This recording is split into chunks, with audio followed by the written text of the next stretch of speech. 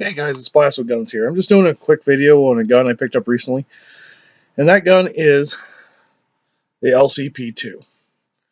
A buddy of mine owed me some money, so he gave me this gun to handle the debt, I guess, if you want to put it that way.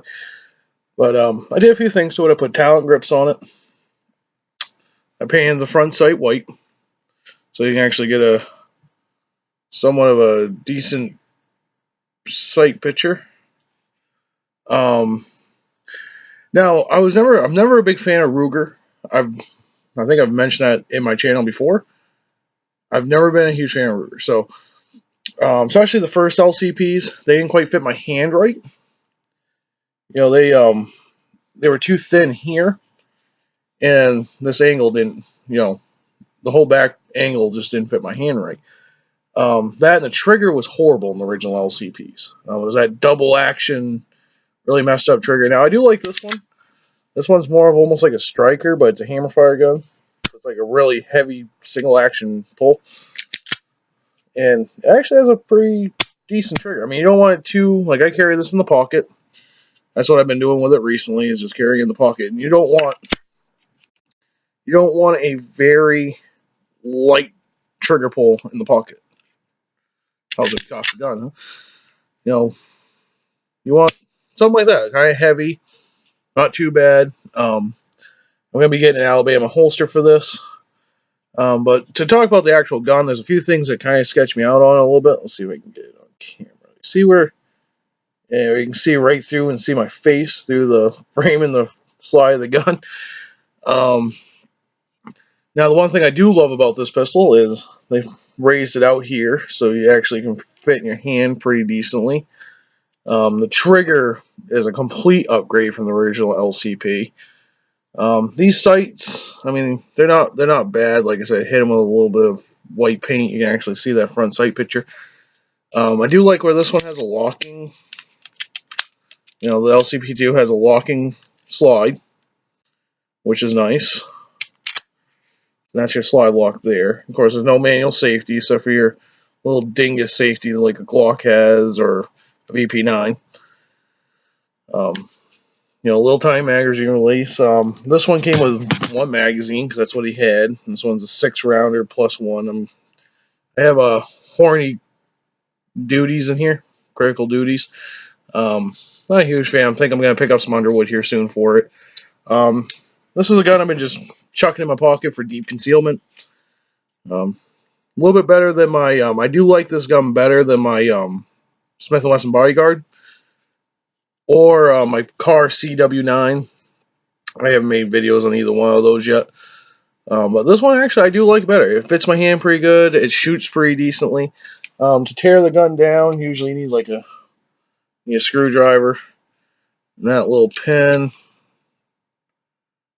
Usually you gotta bring the slide back just a tad.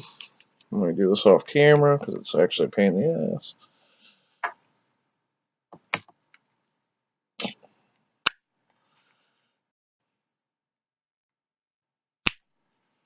Okay, so you pop it up with a screwdriver. Pop it up with a screwdriver. Pull the pin out, and the slide will come straight off. So I do like the rail system they got on this. You actually got like almost a full rail, which is quite nice, for a small gun like this. And they're actually metal rails. Down on the inside of the gun's pretty simple. You got a little bit. You got your trigger movement.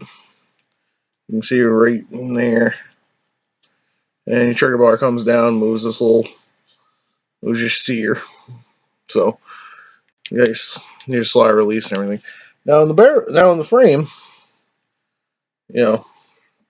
these do have a steel guy rod with your double spring system in it.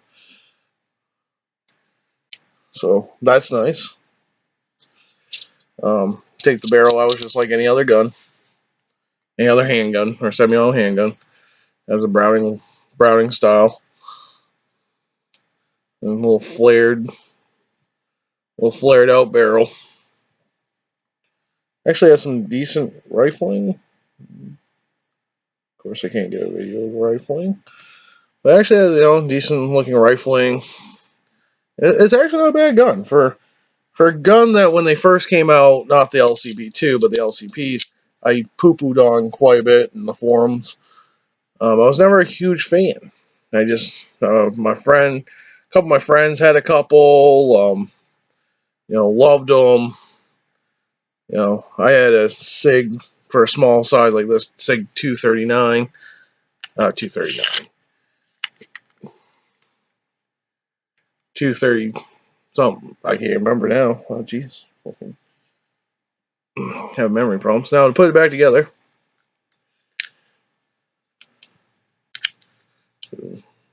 have to kind of slide up, push it down, push it in, and your gun's ready to go. So, that's how you tear it down. I don't usually do tear downs in my video, but this one's a little little different than a lot of the guns I do. So,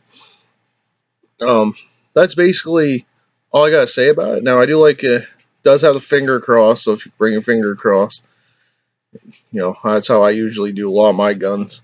How I hold a lot of my guns, but this is used, so it's nothing new. I didn't get the box or anything with it.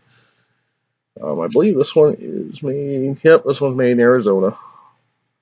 So, but talon grips, these rubber talon grips are amazing on this gun. It gives you a great purchase. When I do get the holster and stuff, this will be my next EVC video.